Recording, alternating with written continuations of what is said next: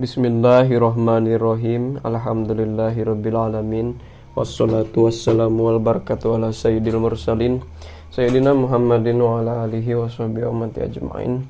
Subhanaka la ilma lana illa ma 'allamtana innaka antal alimul hakim. Allahumma anfa'na bima 'allamtana wa 'allimna ma yanfa'una wa zidna ilma. Rabbi shrah li sadri wa yassir li amri wahlul 'uqdatam min lisani yafqahu qawli. Qala al-musannifu rahimahullahu ta'ala wa nafa'na bihi wa bi'ulumih. Tanbihun ari ieu eta hiji pepeling, hiji peringatan.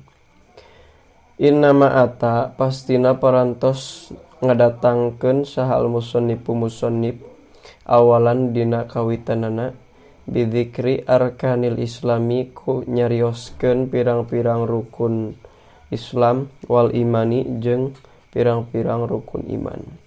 Li'annahu karna sayaktosna itu zikri arkanil Islam wal iman azimul mauqi'i eta objek pembahasan anu agung. Wa qad istamala sareng nyata parantos mencakup itu zikri arkanil Islam wal iman la jami'i wadhaifil ibadati kana sadaya pirang-pirang bagian pirang-pirang ibadah adh-dhahirati anu dhahir wal batinati sareng anu batin. Qala parantos nyarios al-Jufri rahimahullah. Wa yakbuhu bil aqli ayyas ala an arkanil islami ilaih kana cariosan anu neme. Wayak bahu jeung goreng awon bil akili ka jalma anu berakal naon ayas ala yen nanyakeun itu akil an arkanil islami tentang rukun Islam wal imani jeung rukun iman. Fala yuraddu mangka ulah dijawab itu si akil jawaban kalawan jawaban. Wahwa jeung ari-ari itu akil yazamu eta nyangka itu akil anahu kana sayaktosna itu akil muslimun eta muslim wa mukminun jeung mukmin. Intaha parantos beres kaul al-Jufri. Jadi lamun seseorang anu mengaku muslim hek naroskeun tentang perihal rukun Islam jeung iman, wah dijawab gitu. Maksudna kunaon sih? Misalkan pertanyaan teh kunaon sih? Rukun Islam, rukun iman aya sakitu naon pangna urang kudu ngajalankeun tah. Ulah dijawab bari ngaku muslim teh pantes nanyakeun oge kitu. Wa huwa sareng ari itu zikru ruknil iman wal Islam, zikru arkanil Islam wal iman. Ma'khudun eta anu dicandak min hadithi Sayyidina Jibril tina hadis Sayyidina Jibril alaihi salam. Jadi aya kan dina dunia hadis anu populer ku hadis Jibril. Kama sapertikeun riwayat fil arba'ina tetep itu mah aya dina kitab hadis arba'in lin Nawawi kagungan Imam An-Nawawi, Imam Yahya bin Syaraf An-Nawawi. Qala parantos nyarios Imam An-Nawawi rahimahullahu taala an Umar katampi ti Sayyidina Umar bin Khattab radhiyallahu taala an naon qala lafad qala parantos nyarios Sayyidina Umar bainama nahnu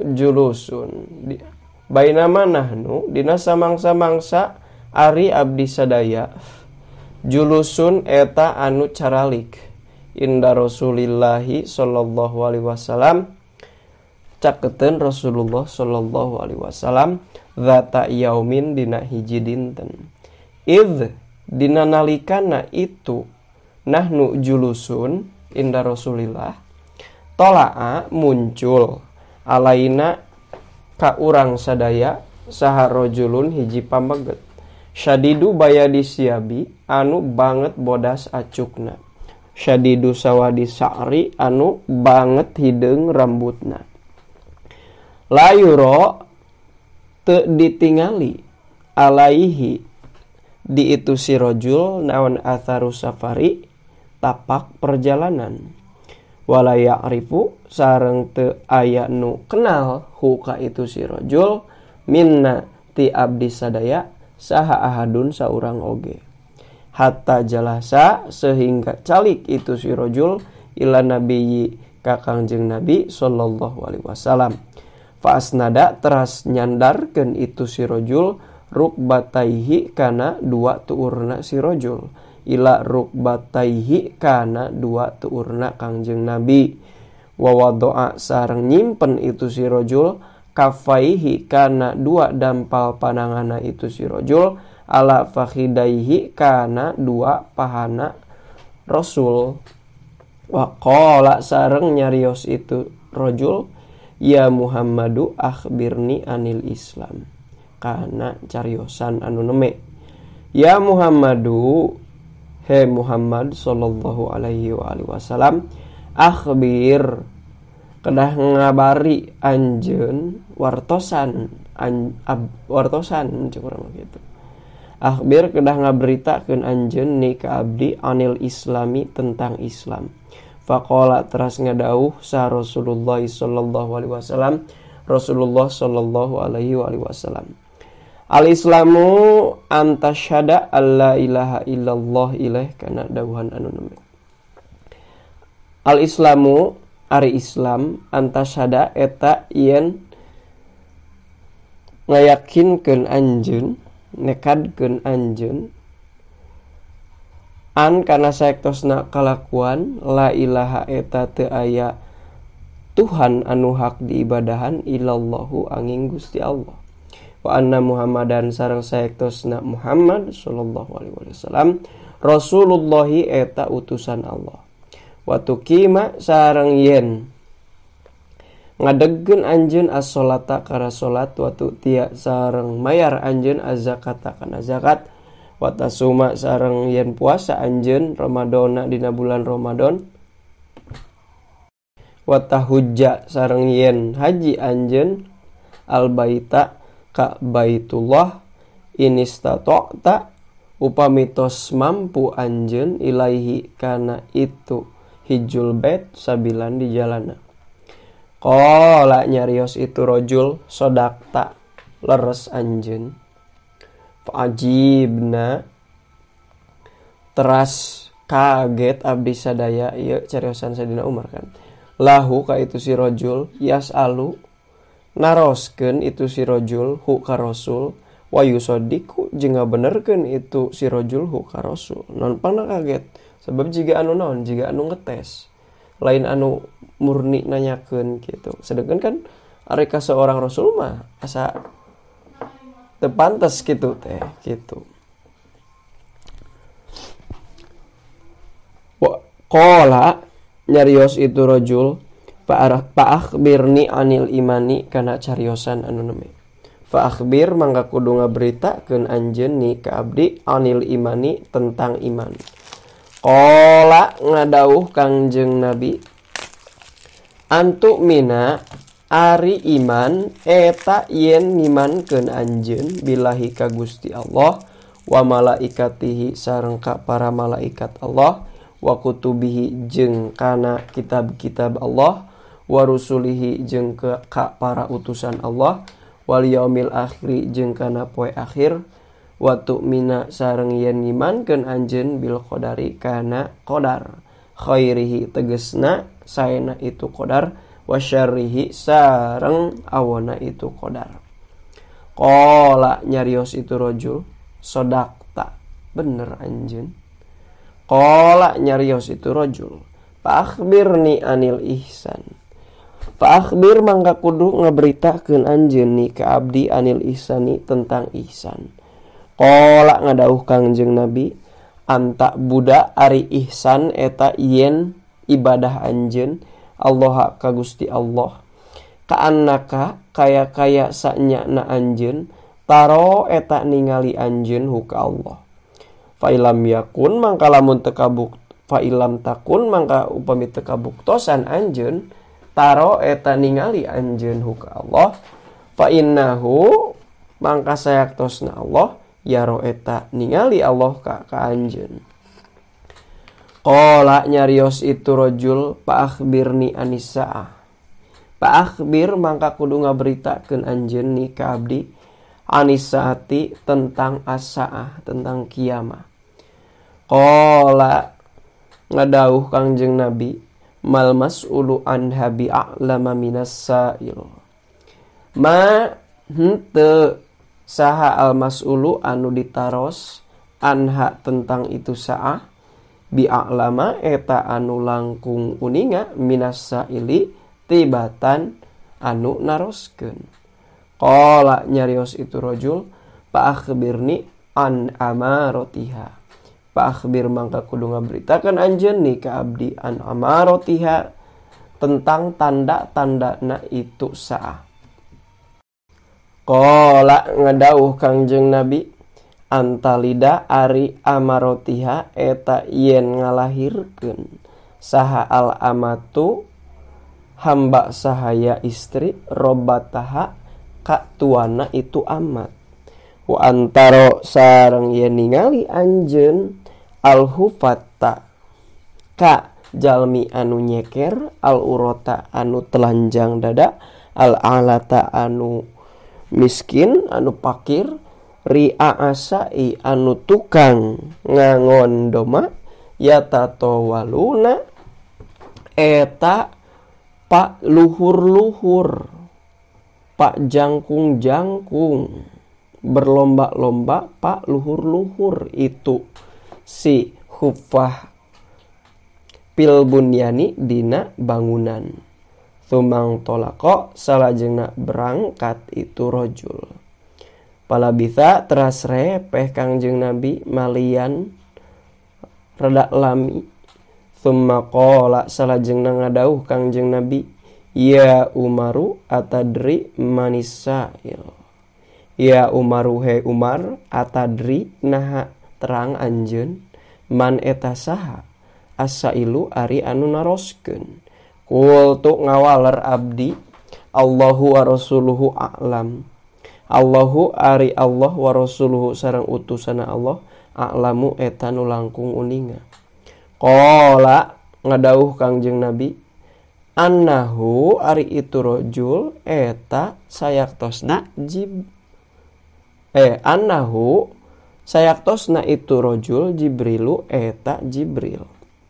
Ata sumping itu Jibril kum ka aranjeun sadaya yu'allimu ngawurukan itu Jibril kum ka aranjeun sadaya dinakum kana agama aranjeun sadaya.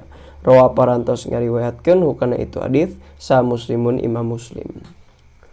Qauluhu ari dauhanana ari cariosanana Sayyidina Umar wa wadu'a kafaihi ala fakhidaihi tegasna cariosan anu neme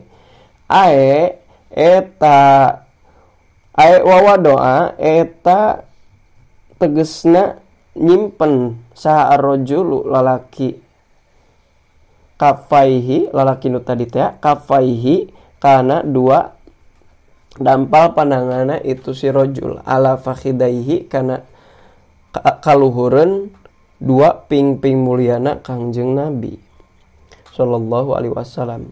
Wa fa'ala sareng midamel Jibril dzalika kana itu wado'a kafaihi ala fakhidaih lil istinasi karena ramah tamah bi'tibari ma kalawan ngitung-ngitung perkara bainahuma tetep itu ma di antara Jibril sareng Kangjeng Nabi minal insi nyatana saling ramah tamah fil asli dina asalna hinayati dina nalikana datang Jibril hi ka Nabi bil wahyi sartana mawa wahyu waqad jaa sareng nyata parantos datang musorrohan barina anu dicaritakeun naon bihada ieu fi riwayatin Nasa'i dina riwayat An-Nasa'i min hadithi Abi Hurairah tina hadis Abu Hurairah wa Abi Dzarin sareng hadis Abu Dar Al-Ghifari radhiyallahu taala anhuma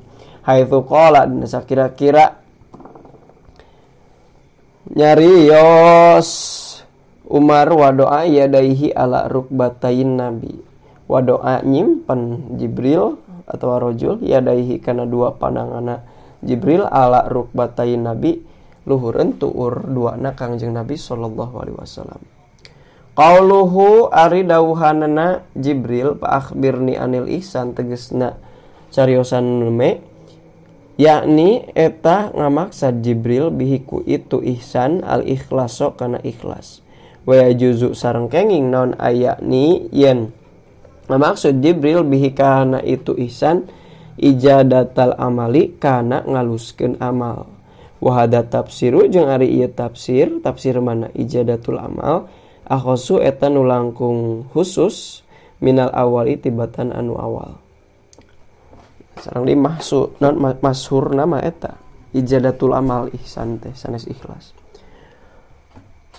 Qauluhu ari dawuhanana Kangjeng Nabi anta budallaha kana katarahu fa illam takun tarahu fa innahu yarak tegasna dawuhan anu neme hada eta ari itu kaul min jawami'i kalamihi eta tetep tina jawami'ul kalamna Nabi. Jadi kan aya di antara khususiat anu dipasikeun ku Allah ka Kangjeng Nabi teh Kangjeng Nabi mah dipasihan jawami'ul kalam. Jadi perkataan teh singkat tetapi padat mengandung makna anu luas sehingga berpeluang multi tafsir ihtimal karena sababaraha masalah tah eta jawabiul kalam di antara mukjizatna Kangjeng Nabi di annahu karena sayaktosna itu kaul syamala eta mencakup itu kaul makom sahadati kana makom sahadah makom nyaksi wa makomul muraqabati jeung makom muraqabah makom merasa di teliti gitu merasa dipantau ku Allah atau makom consciousness kesadaran diri. Bayanu dzalika ari penjelasan itu kaul wa idahu tegasna penjelasanana itu kaul anna lil abdi eta sayaktosna eta tetep pikeun hamba fi ibadatihi dina ibadahna abdi salah satu makomatin aya tilu pirang-pirang makom tilu level al awalu ari nu kahijina ayaf ala eta yen midamel si abdi hak kana ibadah alal wajhi netepan atas jalan atas sudut pandang atas arah alladzi anu yaskutu jatuh ma'ahu sartana ladzi naon talabu syar'i tuntutan syariat bi antakuna kuscara yen kabuktosan ibadah mustawfiyatas suruti eta anu memenuhi kana pirang-pirang syaratna wal arkani jeung pirang-pirang rukuna. Jadi makom nu kahiji teh nyaeta makom di mana seseorang ibadah ka Allah teh teu dituntut kudu sesuai jeung syariat. Naon pangna kitu sabab geus naon? Geus poek titeuleum ka gara-gara naon? Gara-gara musyahadah ka Allah. Sehingga kan akalna hilang.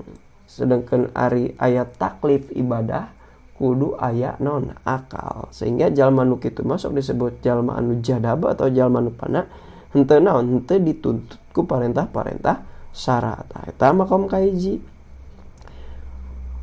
Atsani ari anu kadua ayaf ala eta yen midamel si abdi hakana ibadah.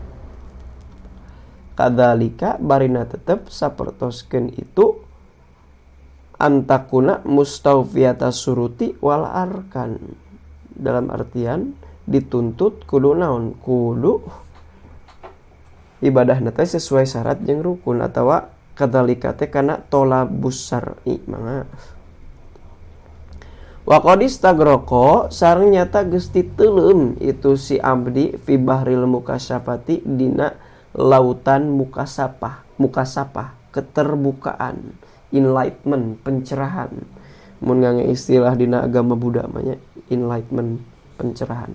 Hatta ka'annahu dugi ka sayaktosna itu hatta ka'annahu dugi ka kaya sayaktosna itu si abdi yaro eta ningali itu si abdi Allah ka Gusti Allah ta'ala mahalur Allah.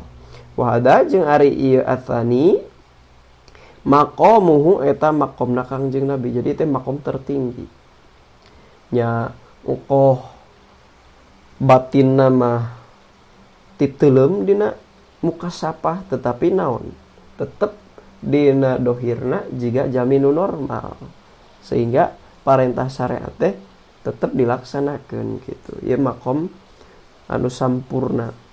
Kama qala sapertoskeun parantos ngadawuh Kangjeng Nabi sallallahu alaihi wasallam, wajuilat qurratu aini fis shalah. Kana dawuhan anu neme wajuilat sareng parantos dijantenkeun naon qurratu aini kabingah soca abdi fis sholati dina salat. Adzalitsu ari anu katiluna mana cenah hancap. Adzalitsu ari anu katiluna ayaf ala eta yen midamel itu si abdi hakana ibadah kadalika sapertoskeun itu tolabus syari bi antakuna mustawfiyata syuruti wal arkan. Jadi kudu ibadah kumaha semestina. Waqad golaba jeung nyata geus ngalindih ngelehkeun alaihi kana itu si abdu naon annallaha sayaktosna Gusti Allah taala mahalur Allah yusahidu eta nyaksikeun Allahu ka itu si abdu. Wa hada jeung ari ieu atsalits maqam nu katilu huwa eta ari itu da maqamul muraqabati eta maqam muraqabah, maqam asa disaksikeun ku Allah, asa dipantau, maqam consciousness, kesadaran tinggi kan eta teh. Bahkan di dunia akademik barat mah aya cara melatih kesadaran diri. Eta teh berarti penting komo ayeuna kesadaran akan dipantau ku anu nyiptakeun urang Sang Maha Pencipta Allah teh. Faqauluhu mangka ari dawuhanana Kangjeng Nabi fa ilam takun taroh tegasna fa ilam takun taroh nuzulun eta turun an maqamil mukasapati tina maqam mukasapa. Jadi handapeunana mukasapah maqam nu bieu teh ila maqamil muraqabati kana maqam muraqabah. Ai ilam ta'bud tegasna lamun teu ibadah anjeun hu ka Allah anta bari ari anjeun min ahli ru'yati eta tetep ti sapalihna jalmi anu parantos di pasihan ningali. Pa'bud atuh kudu ibadah anjeun hu ka Allah. Wa anta jeung ari anjeun bihaitsu tak takida kusakira-kira nekadkeun anjeun annahu sayaktosna Allah yaroka eta ningali Allah ka anjeun. Wa anta bari ari anjeun bihaitsu tak takida eta kusakira-kira nekadkeun anjeun anallaha sayaktosna Gusti Allah yaro eta ningali Allah ka anjeun. Fakulun mangkari saban-saban saiji minal maqamati thalathati tina maqam anu tilu ihsanun eta disebut ihsan. Jadi tiluanana oge ihsan. Ila annal ihsana kecuali sayaktosna ihsan alladzi eta perkara huwa ari itu ladi syartun eta syarat pisiatil ibadati dina sahna ibadah. Inama huwa pastina ari itu ihsan al awalu eta nu kahijina. Di anal ihsana sayaktosna jenis ihsan alladzi anu huwa ari itu ladi fil akhiraini dina nu akhir dua min sifatil khawasi eta tetep tina sapalina sifat anu khusus. Wa yata'daru jeung sulit sahamin kasirin a kalolobana jalmi. Jadi kieu cenah manawinya manawi leres tina pakulun minal maqamati salasati dugi kanu neme. Jadi kieu ari ihsan teh cenah engko syarat sahna dina iman jeung Islam. Tetapi kok kenapa dicarioskeun teh terakhir? Ta jawabanana teh sabab dina ihsan aya bagian-bagian anu mana eta bagian-bagian teh level eta teh moal kabeh jalma naon mengalami, bahkan sangat sedikit anu mengalami karena eta level teh. Ari eta mah kan iman ka Allah kabeh kudu wajib jalma teh nu genep eta. Nah rukun Islam kitu deui nu 5 wajib. Sementara dina ihsan kulantaran aya 3 level, sementara jalma teu kabeh bisa mengalami nu 3 level eta, maka diakhirkeun. Da pangna diakhirkeun teh sabenerna mah ihsan ge jadi syarat tina naon? Tina iman jeung Islam gitu. Upami telepatna, mangga bilih aya nu gaduh penjelasan sanes nyimpulkeunana. Qauluhu ari dawuhanana Jibril fa akhbirni anisaah tegasna qaul anu neme ae an waqtil kiamati tegasna eta tentang waktu kiamah. Nun maksud asah teh waktu kiamah. Qauluhu ari dawuhanna Kangjeng Nabi mal mas'ulu anha tegasna qaul anu neme ae eta tegasna an waqtiha tentang waktuna kiamah. Qauluhu ari dawuhanna Kangjeng Nabi bi a'lama minasail tegasna bi a'lama minasail ae eta tegasna anta ari anjeun la ta'lamu eta teu uninga anjeun hakana itu saah wa ana jeung ari abdi la a'lamu eta teu uninga abdi hakana itu saah. Pal muradu mangka ari dimaksud atasawi eta tasawi silih papakan. Jibril sami teu terang Kangjeng Nabi kitu sami finafil ilmi dina eueuhna kauninga eueuhna ilmu biwaktiha kana waktuna kiamah. La tasawi lain saling papakan fil ilmi dina ilmu biwaktiha kana waktuna itu saah. Qauluhu ari dawuhanna Kangjeng Nabi an amarotiha tegasna an amarotiha bi fathil hamzati kalawan dibaca patah hamzahna ay alamatiha tegasna pirang-pirang cirina itu saah. Kama qala sapertikeun parantos nyarios musannif fil misbahi dina al misbah. Al amaratu ari amaroh al alamatu eta ciri al amaratu nya ari amaroh al alamatu eta alamah waznan dina wazana wa maknan jeung dina maknana. Jadi dina segi wajan sami wajan fa'alatun gitu.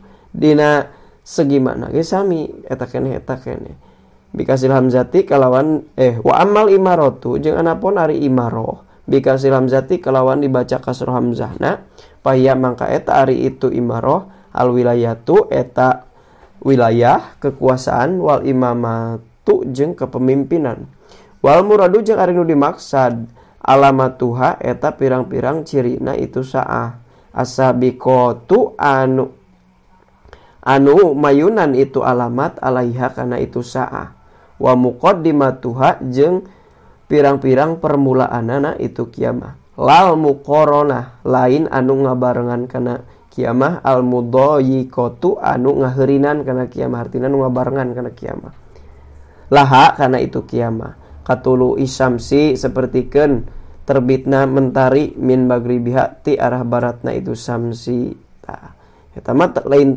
acan kiamah nah eta mah kakara ciri muqaddimahna gitu wa khurujud dabati jeung kaluarna dabah palidha mangka karena itu pertanyaan akhbirni anisaah akhbirni an amarotiha qala ngadawuh Kangjeng Nabi antalidal amatu robataha kana dawuhan anu neme wa fi riwayatin sareng dibaca diriwayatkeun dina hiji riwayat naon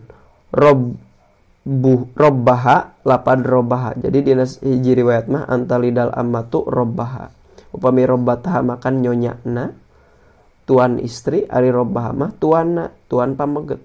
Waqtalapa sareng parantos berbeda pendapat ulama fi maknaha dina manana itu antalidal ammatu robbataha al aqwalin barina tetep netepan atas pirang-pirang kaul.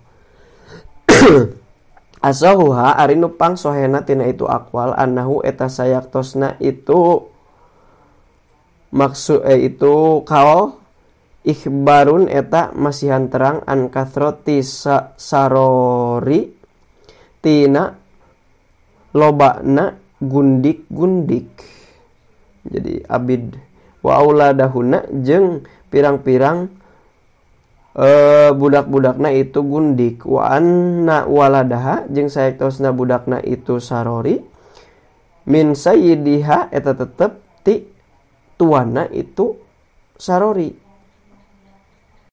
Ulangi kieu. Wa anna waladaha jeung saektosna budakna itu sarori min sayyidiha barina tetep itu walad ti tuana itu sarori bimanzilati sayyidiha eta tetep samartabat jeung dununganana itu sarori li anna malal insani karena sayaktosna hartana manusia soirun eta anu jadi ila waladihi ka budakna itu insan wa qadiyata ropu zareng nyata geus memperlakukeun pihi di itu walad saha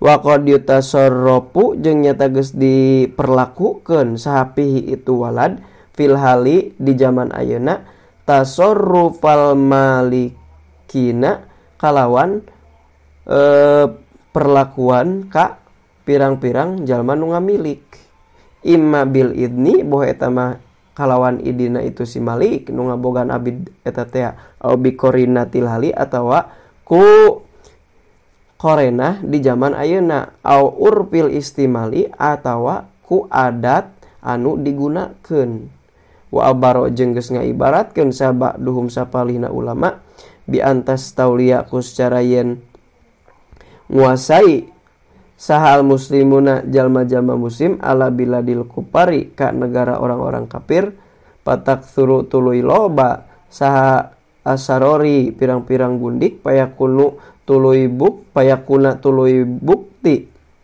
itu apa jawabnya payakunu tuluy bukti saha waladul amati budakna amat min sayyidihati tuana itu amat bimanzilati sayyidiha eta tetep dina martabat dununganana itu amat li syarafihi karena mulyana itu si walad bi abihi kusabab bapana itu si walad. Taniha ari nu kaduana tafsiran nu kadua anna ma'naha eta sayaktosna maknana itu kaol antalidal amatur bata anal imaa eta sayaktosna pirang-pirang amat talidu eta ngalahirkeun itu ima al muluka ka pirang-pirang raja patakuna mangka bukti saha umuhu ibuna itu walad min jumlati ra'iyatihi eta tetep ti sajumlahan rakyatna itu walad anu dilahirkeun tadi ku eta ku amat idhua karena ari itu walad sayyiduha eta tuana itu ima Thalithuha anu katiluna anna maknahu eta saektosna maknana itu kaol antub sida eta yen ngaruksak atau antap suda eta yen geus ruksak naon ahwalun nasi pirang-pirang tingkahna manusia payak tsuro mangka loba naon bai ummahatil auladi meuli ka pirang-pirang inungna pirang-pirang budak fi akhiri zamani di akhir zaman payak tsuro mangka loba naon tardaduha pengulanganana itu aulad fi aidil mustarina di tardaduha pengulanganana itu ummahat fi aidil mustarina di tangan-tangan jalma anu meuli hatta yastaria dugi gawean meuli haka itu ummahat saha ibnuha budakna itu ummahat min ghairi ilmin kalawan tanpa uninga anaha kana saektosna itu ummahat ummuhu eta ibuna itu ibnuha pamindalika sareng karna kitu yaktsuru loba naon al ukuku kedurhakaan fil auladi di pirang-pirang budak fayu amil mangka memperlakukan itu saha al waladu budak ummahu ka ibuna itu budak bima kana perkara yu amilu geus ngalakukeun saha sayyidu tuan umatahu amatahu ka abidna itu sayyid minal ihanati nyatana ngahinakeun wasabi sareng nyacad ngabentak ngahina. Qauluhu ari dawuhanna Kangjeng Nabi wa antarul hupata tegesna wa antarul hupata bidomil hai kalawan dibaca domahna al muhmalati anu dientengkeun bacana. Jam'u hapin eta jamana hapun wa ari itu hap man eta jalma lana la teu aya sendal fi rijlihi di sukuna itu man. Jadi jalma nu nyeker. Qalu ari dawuhanna Kangjeng Nabi al urota tegasna lapad al urota jamu arin eta jamana lapad arin jalma nu tang taranyang wa sareng ari itu arin man eta jalma la saia eta teu aya perkara teu aya pakaian pi jasadihi dina jasada itu man. Qauluhu ari dawuhanna Kangjeng Nabi al alata tegasna lapad al alata bipati lami kalawan dibaca patah lamna al mukhaffafati anu dientengkeun jamu ailin eta jamana lapad ail wal alati jeung lapad ala hiya ari itu ala fi takdiri fi'latin eta tetep dina nakdirkeun lapad fi takdiri fa'alatin eta tetep dina nakdirkeun wazan fa'alatun mithlu kafirin sapertikeun kafir wa kafarotin jeung kafaroh maknahu ari manana itu Allah al-fuqara'u eta jalma-jalma anu fakir. Qauluhu ari dawuhanana Kangjeng Nabi mana cenah hancat teh euy.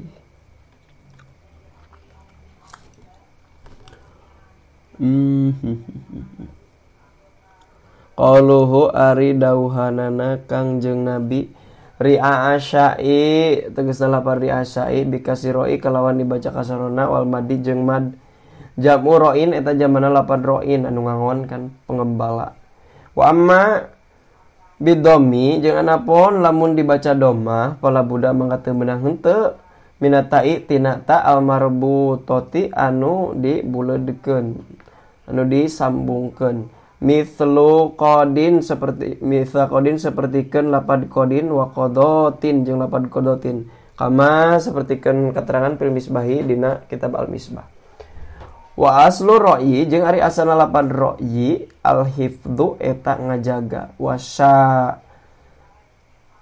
jeung ari lapad sa bil hamzati kalawan make hamzah al godamu eta doma jam usyatin jamana lapad sat wa wajeng ari itu sa'i minal jumu'i tina pirang-pirang jama alati anu yufariku beda bainaha di antara itu jama wa baina wahidiha jeung di asbadim aduh tun hoy yufariku beda itu jama bainaha di antara itu yupariku beda itu sa bainaha di antara jamakna wa baina wahidiha jeung di antara mufradna itu jamak bilhai kalawan dibaca ha wa tujma'u jeung dijamakeun itu sat sa'i aidon kalawan deui ala siyahin kana lapad siyah bilhai kalawan make ha wa husa jeung dihususkeun wa khoso jeung ngahususkeun Kangjeng Nabi hum kana itu hum ka itu urroh atawa tina etanya antarol upata urota riasainu eta teh mana cenah bidikri kana dicarioskeunana li annahum kana saektosna itu hupah urah ahlul badiyati eta orang baduy orang gurun.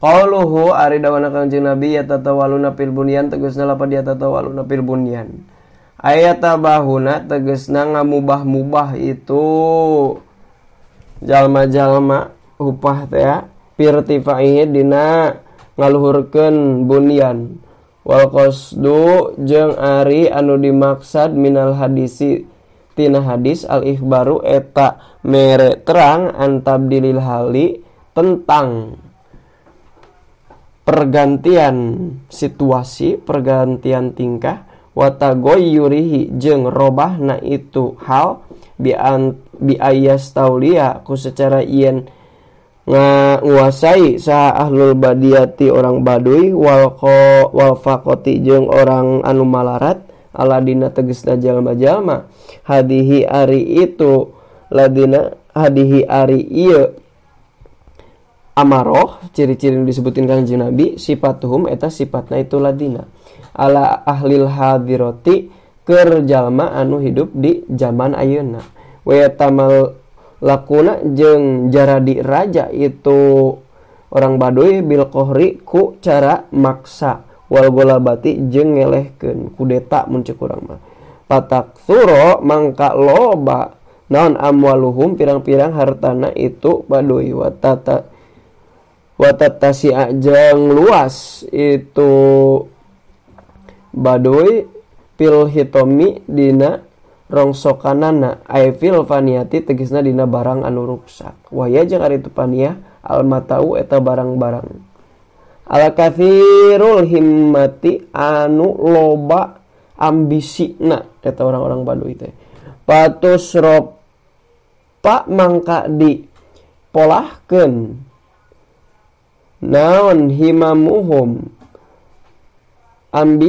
ambisina itu ahlul badiyah ahli baduy anu dicarioskeun dina hadis ila tasyidil bunyani kana ngabangun bangunan ayatatwilahu tegesna ngajangkungkeun bunyan warobihi ayatatwilihi tegesna manjangkeun bunyan warobihi jeung ngajangkungkeun bunyan bil jasi kalawan mlester wal himmatu jeung ari himmah bil kasih kalau dibaca kasoh awalul azmi eta awalna rencana wa qad yutlaku jeung terkadang digunakeun itu himmah alal azmi jangan maksud lapad azm al qawiyyi anu kuat jadi terkadang himmah teh dianggap keinginan anu kuat gitu kama sapertikeun katerangan fi misbahi dina kitab al misbah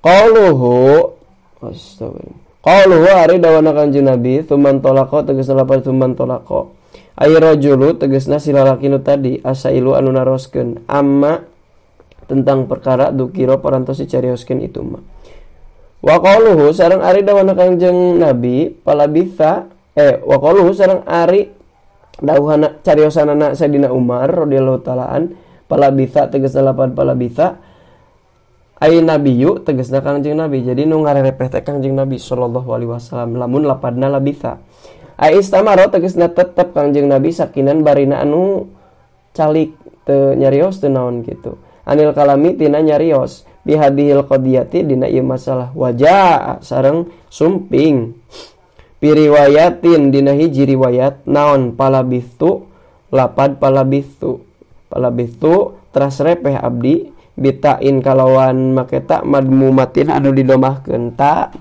domir mutakalim wahdahnya berarti Sayyidina Umar anu repehna teh payakuna mangka bukti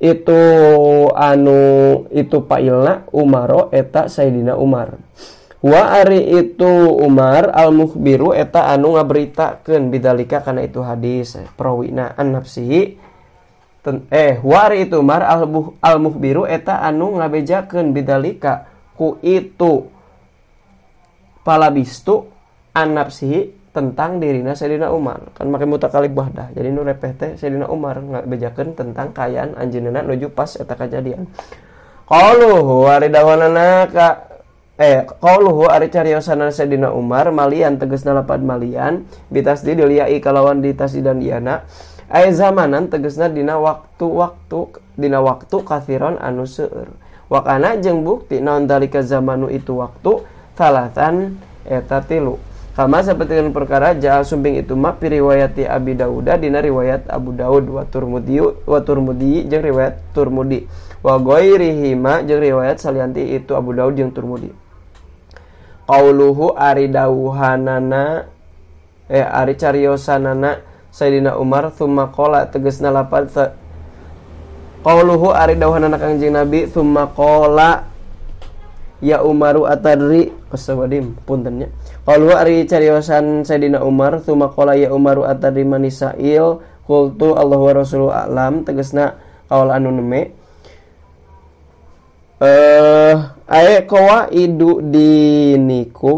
qawaida dinikum tegesna pirang-pirang pondasi-pondasi agama aranjeun sadaya. Ieu teh kan nafsiran dinakum tah nu dimaksud dinakum teh qawaida dinikum. Fafihi mangka tetep dina itu kaul inna dina eta sayaktosna mana Fafihi mangka tetep dina itu kaul annadina ari sayaktosna agama ismun eta nama lisalasati pikeun tilu perkara al islami tegesna Islam wal imani jeung iman wal ihsani jeung ihsan. Fahum mangka ari itu Islam iman ihsan minhu eta tetep tina bagian din.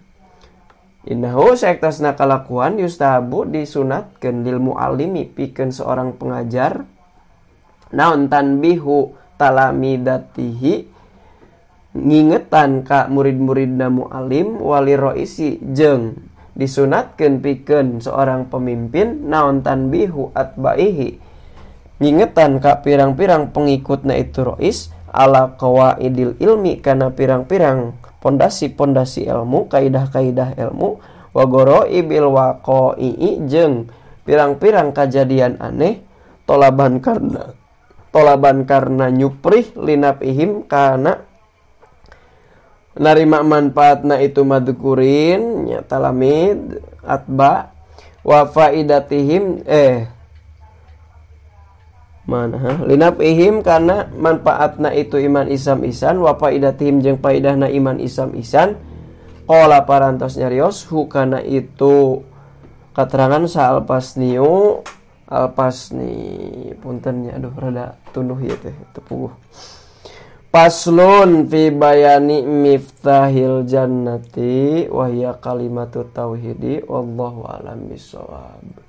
Kakirangan kalepatan hapunten anu kasuhun subhanakallahumma wa bihamdika asyhadu alla ilaha illa anta astaghfiruka wa atubu ilaik. Sallallahu ala sayyidina Muhammad wa ala alihi washabihi wa baraka wasallam. Hadanallahu yakum ajmain. Allahul muwaffiq ila aqwamit thoriq. Wassalamualaikum warahmatullahi taala wabarakatuh.